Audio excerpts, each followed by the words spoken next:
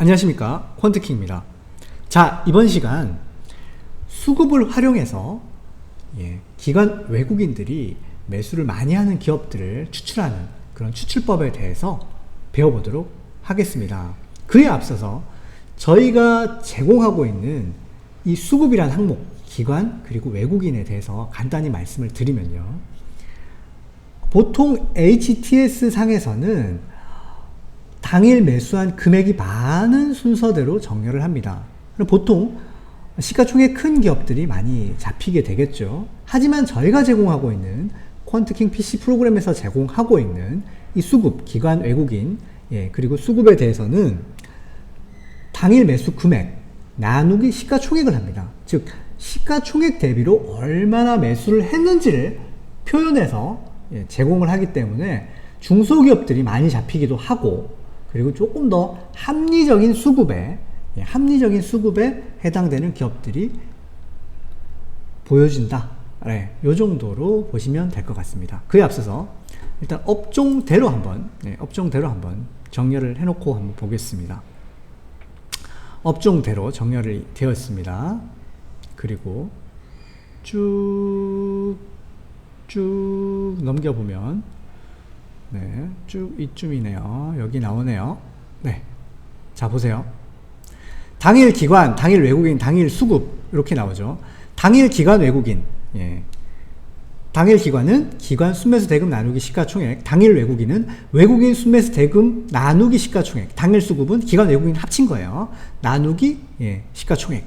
이걸 당일, 주간, 그리고 1개월, 그리고 3개월, 그리고 6개월까지 제공합니다. 꽤 많은 부분을 제공하고 있습니다. 자, 그러면 다시 이렇게 쭉 가서 당일 기관에다가 예를 들면 내가 0.3 이상, 0.3% 이상을 0.3이라고 표현하는 겁니다. 0.3% 이상 매수한 기업들을 찾아보겠다라고 하면 필터식 항목에 최소값에 0.3으로 입력하고 점수식 필터식 저장을 한번 눌러보겠습니다.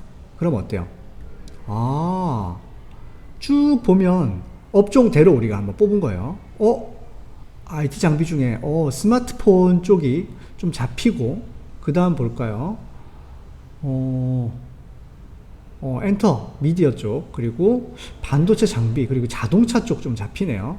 뭐 이 정도 우리가 기본적으로 어떤 업종이 좀 잡혔구나 라는 걸 확인할 수 있고, 여기에다 이름도 매겨둘 수 있습니다. 기관 0.3 이상, 기관 애들이 0.3% 이상, 기관 당일 0.3 이상의 기업들이 표현이 된다. 뭐 이 정도 보시면 될 것 같고요. 그 다음에 나는 다른 것도 한번 해보겠다. 여기에다 새로 한번 여기 초기화를 한번 하고, 초기화 돼 있을 것 같긴 한데, 뭐 어쨌든 이번에 나는 당일 외국인을 0.3 이상을 한번 해보겠다 라고 하면 어떤 게 나오나.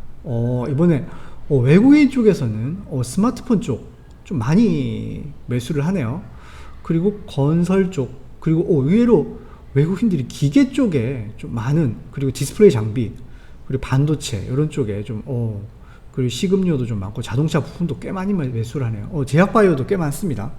아까 제약바이오 이런 쪽은 기관 쪽에서는 매수가 거의 안 되는 걸로 나왔는데, 종목들이 근데 좀 많죠. 종목을 줄여볼까요? 이번에는 외국인 쪽은 종목이 좀 많으니까 0.5로 한번 해보겠습니다. 그럼 종목이 팍 줄어요. 0.5로 하니까 뭐야, 스마트폰 조금 있고, 기계 조금 있고, 자동차 부품, 그리고 바이오 쪽 있네요. 이런 식으로. 그러면 이번에 그냥 이름을 한번 외인 당일 0.5 이상, 이런 식으로 이름을 갖다 붙일 수 있는 겁니다. 그러면 외국인들이 좀 매수하는 업종들이 어떤 쪽이 조금 더 많구나 라는 거 확인할 수 있고요. 그 다음에 이거를 잠시만요. 그 다음에 여기네. 잠깐만요. 자, 그 다음번에는 조금 더 다른 걸 한번 해보겠습니다. 나는 기관들이 0.1, 외국인도 0.1, 그리고 주간에도 0.1, 그리고 한번 테스트를 해보는 거예요. 1개월에도 0.1, 0.1. 기관 외국인이 같이 사는 거. 그것도 기관 외국인이 무조건 같이 매수, 양매수가 들어오는 애들만 찾아보겠습니다. 0.1. 그리고 여기도 0.1. 그리고 6개월 0.1. 0.1. 그리고 눌러보겠습니다. 업종대로 정렬이 일단 기본적으로 되어 있는 상태고요. 뽑으니까 어떻습니까? 이런 애들 나오는 거예요. 지속적으로 기관 외국인이 양매수가 계속 찍힌 애들. 당일 볼까요? 조금 더 이쪽으로 넘겨보면 기관들이 계속해서 계속 매수해요. 계속 매수하는 애들이 이런 애들을 계속 매수하네. 그 중에서도 스마트폰 부품이 최근에 계속 있네. 원인이 뭘까? 찾아보면 나오겠죠. 이런 식으로 이렇게 종목들을 추출을 해볼 수 있다 라는 거 간단하게 해드렸고요. 여기에다가 예를 들면 나는 이걸 초기화 한번 해볼까요? 초기화해서 나는 기관 외국인들 그냥 다 통틀어서 매수한 애들 중에서 다른 것들을 한번 넣어보는 겁니다. 매수한 애들 중에서 나는 신고가 근처에 있는 애들, 신고가에 한 90% 정도에 근접해 있는 애들 한번 찾아보겠다. 주가가 빨딱 서 있는 애들이겠죠, 거의. 그럼 어떻습니까? 종목들이 쭉 나오는데 요런 애들 나오는 거예요. 몇 개 없습니다. 많지는 않아요. 내가 당일 기관 외국인 뭐 상관없이 그냥 당일 매수가 0.3% 이상 매수했고, 전일 기준이에요. 신고가에 가까운 애들, 신고가에 가까운 애들을 90점 이상에 있는 애들, 아예 그냥 완전 신고가를 찾아보겠습니다. 완전 신고가를 찾아보면